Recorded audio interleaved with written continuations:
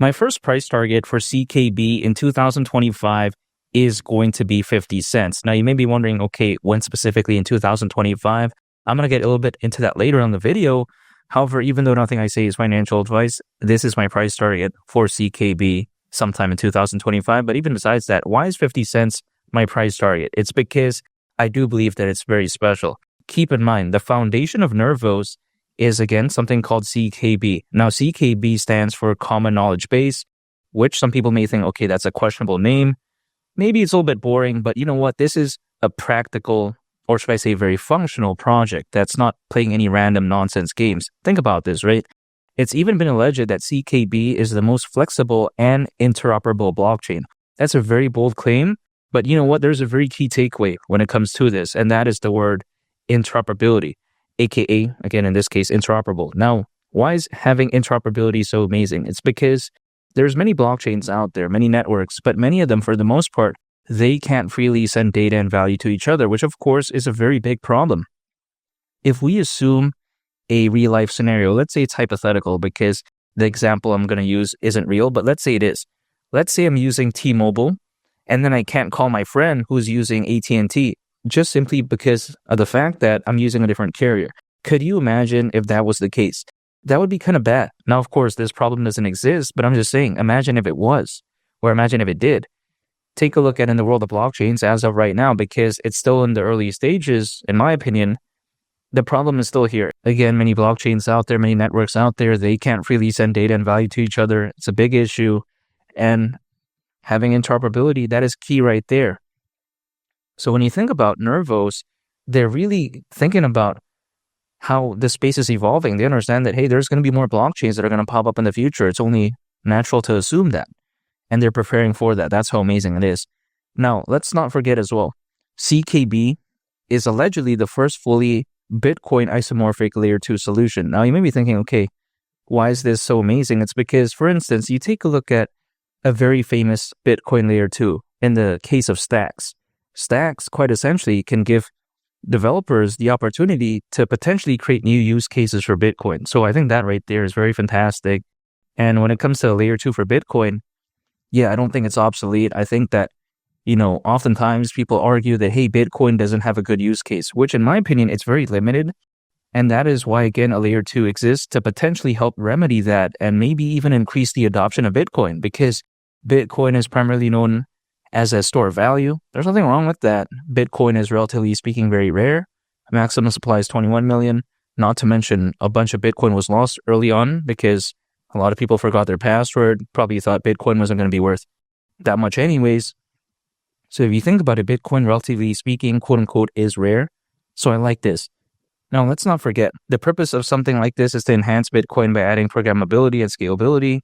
Not to mention, as a result of this does aim to foster a thriving Bitcoin ecosystem. So if you think about it, this is very similar when it comes to Stacks in terms of the vibes, just in this case more specifically. But even besides that, we have to take a look at how Bitcoin, despite, in my opinion, not having the most dynamic use case, you take a look at the Bitcoin ETF, you take a look at the number of institutional investors. It's just amazing at this point. Bitcoin is going to continue to grow. I think that it has a very bright future. And I like this project, again, Nervos. Not to mention, it's even been stated that CKB leverages the battle-tested proof-of-work consensus algorithm. This is very impressive because Bitcoin is also proof of work.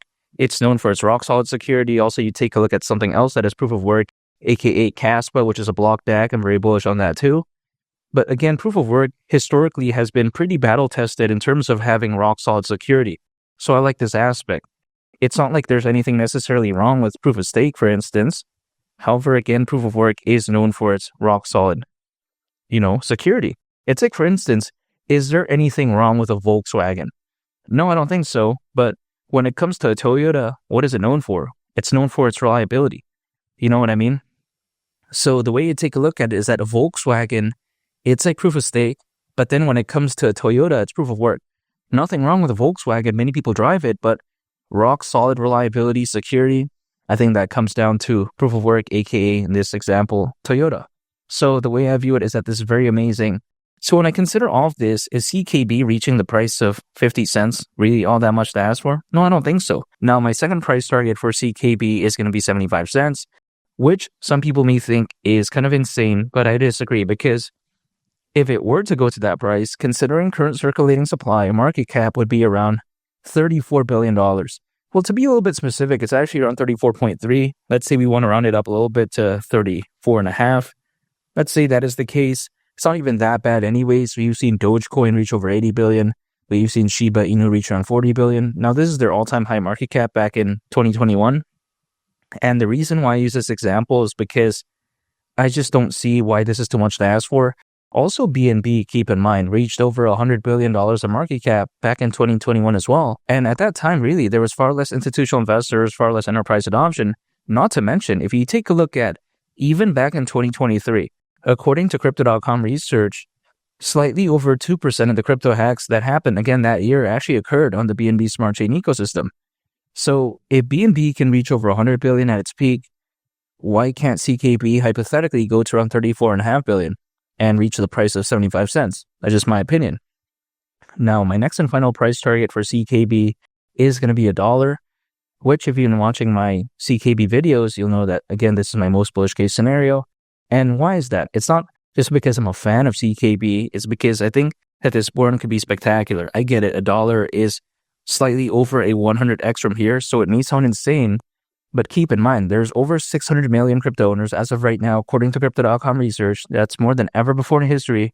For some context, to put some perspective into this, back in the peak of the 2021 bull run, there was roughly only around 300 million crypto owners. So this is a lot, even despite not being 10% of the world's population. Not to mention, you take a look at Charles Hoskinson, who's very reputable. He's the co-founder of Ethereum and the founder of Cardano. He does predict that in the next 1 to 2 years, based on a video that he was part of back in November last year, he did say that he could very well see Bitcoin reaching anywhere between $250,000 all the way up to $500,000. That's kind of insane to think about. If we assume his best case scenario timeline and worst case scenario price target, let's say that is the case. November this year, if let's say Bitcoin were to reach $250,000, CKB at the price of $1 at that point may seem a little bit bearish in my opinion. And I don't see why Bitcoin won't reach great heights. You take a look at, again, the Bitcoin ETF, also the Ethereum ETF, which I think does give a lot of positive sentiment as well. Not to mention the amount of institutional investors, the amount of enterprise adoption, like I mentioned earlier in the video. All of this right here, I think is going to create a really perfect storm. And again, $1, I really don't see why not.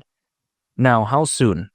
Not only is Charles Hoskinson, I think, hypothetically correct, like I mentioned previously in the section of the video, I do want to talk about history. And history, even though it doesn't always repeat itself, typically, again, based off of history, usually altcoins, as a worst case scenario, they peak around 18 months after a Bitcoin halving event.